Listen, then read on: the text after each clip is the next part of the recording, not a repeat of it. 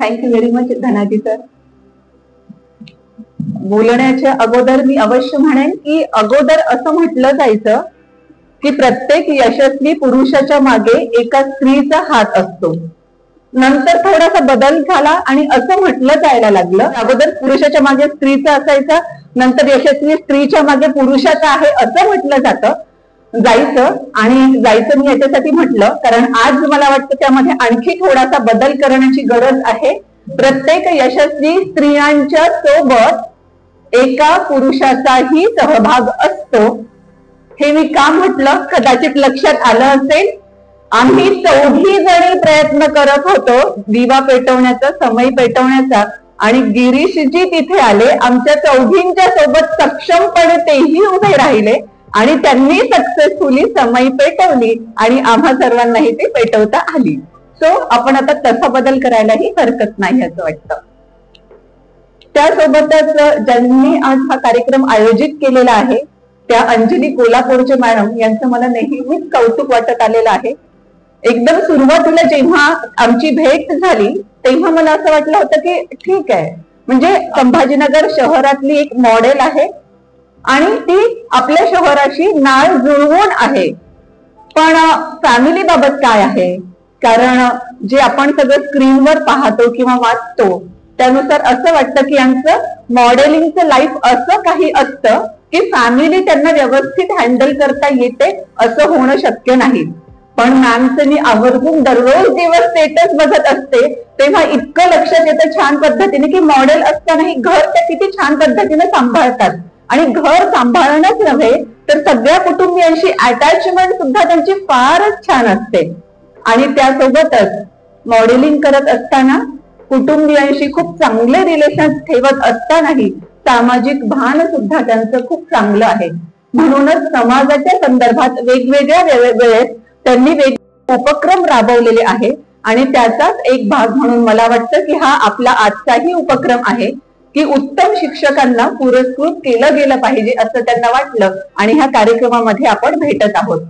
व्यासपीठावर उपस्थित असणाऱ्या अशाच या खूप ऍक्टिव्ह मस्त पद्धतीने काम करत असणाऱ्या मिस एशिया युनिव्हर्स अंजली कोल्हापूरचे ma'am, Farah ma'am, Archana ma'am, खूप नेहमीच उत्तम अँकरिंग करत असणारे धनाजी सर, मनीषा आणि आपण सर्वजण प्लस पडद्यामागचे सर्व कलाकार जे हा कार्यक्रम खूप चांगला करण्यासाठी पूर्णपणे प्रयत्न करत आहेत.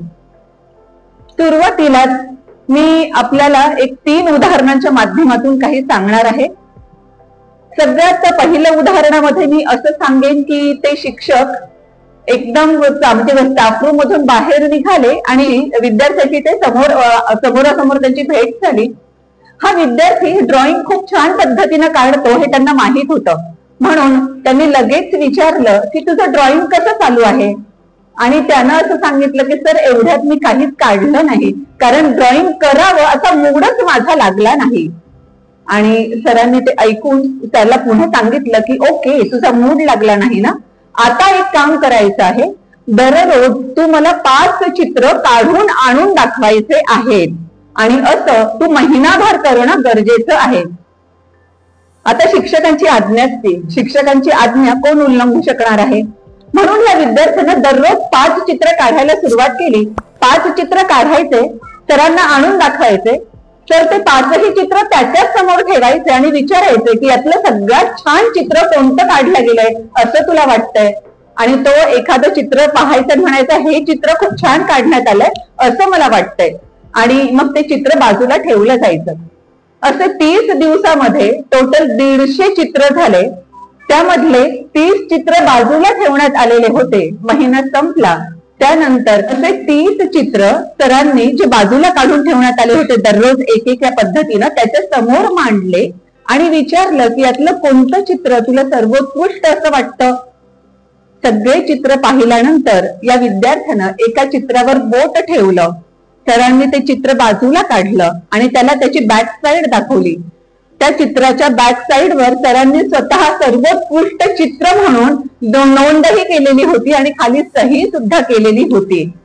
आणि मग याचा अर्थ काय आहे हे समजावून सांगताना सर त्याला असं म्हणाले की प्रतिभा प्रत्येकामध्येच असते, कोणत्या ना कोणत्या प्रकारची प्रतिभा प्रत्येकामध्ये असते, पण त्या प्रतिभेला जर बाहेर काढायचं असेल तर तेवढीच मेहनत घ्यावी लागते.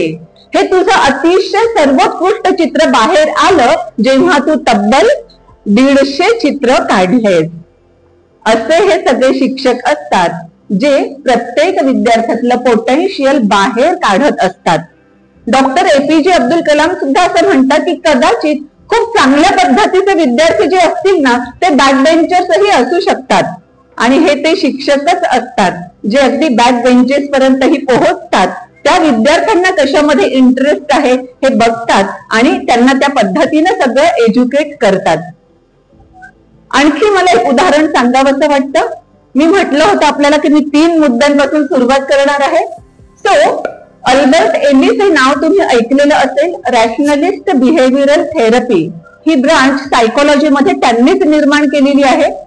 इव्हन आपण काउन्सिलिंग हा जो प्रकार ऐकतो ना सगळा, म्हणजे आता शाळांमध्ये सुद्धा काउन्सिलिंग चालू झालेलं आहे, तर ह्या काउन्सिलिंग प्रकाराची सुरुवातच मुळात या अल्बर्ट एलिस यांनी केलेली आहे.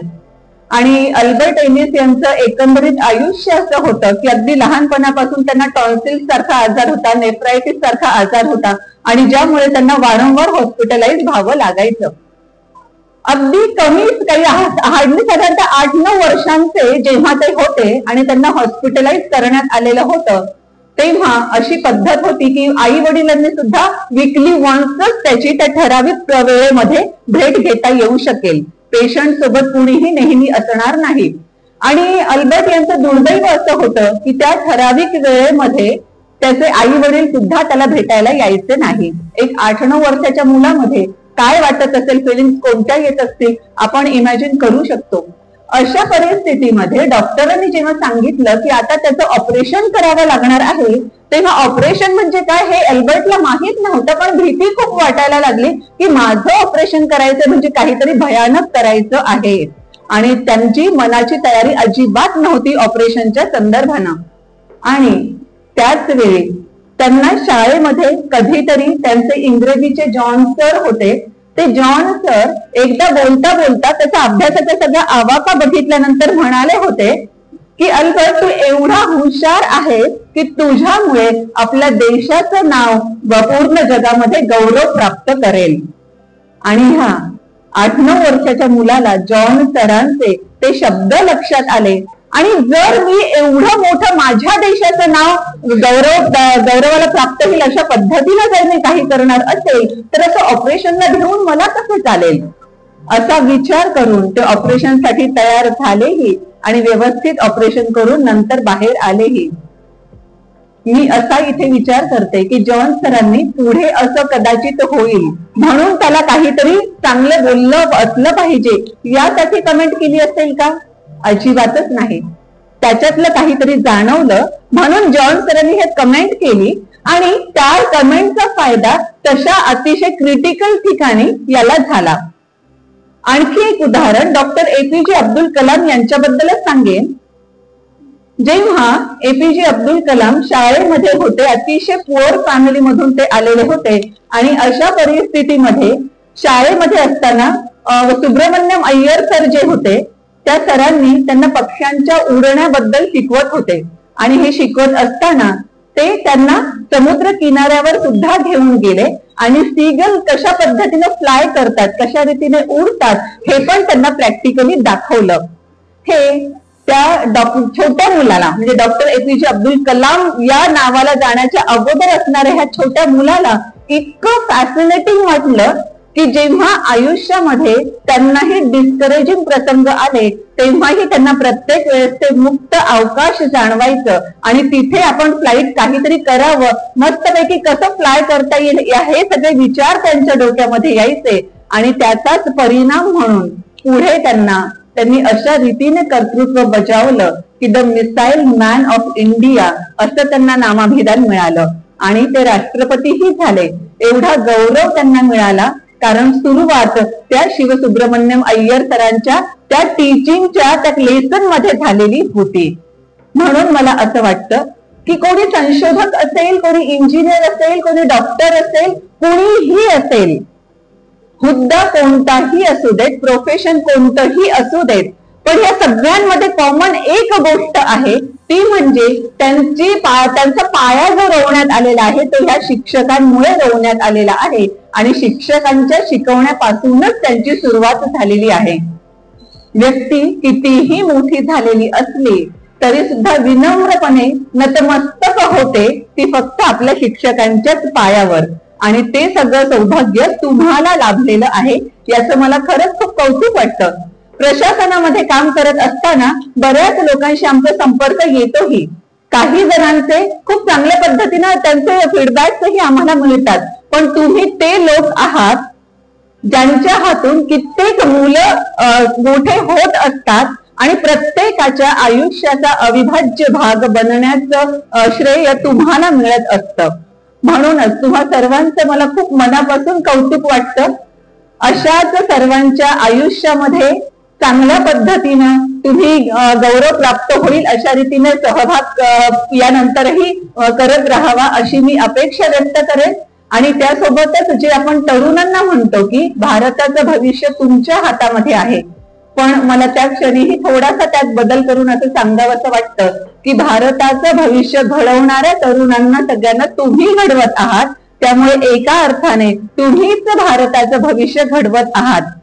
भारताचं भविष्य घडवणाऱ्या अशा तुम्हा सर्वांचं मी पुन्हा एकदा खूप अभिनंदन करते. तुम्हा सर्वांसमोर मी विनम्र अभिवादन करते. आणि अंजली कोल्हापूरचे मॅम यांनी इतकं चांगलं काम केलं आहे की तुम्ही सर्वांच्या पाठीवर कौतुकाची थाप देता, पण तुमचंही कौतुक करण्याचं काम अंजली मॅमनी केलेलं आहे. त्यामुळे मी त्यांचंही मनापासून अभिनंदन करते आणि इथेच थांबते. Thank you so much.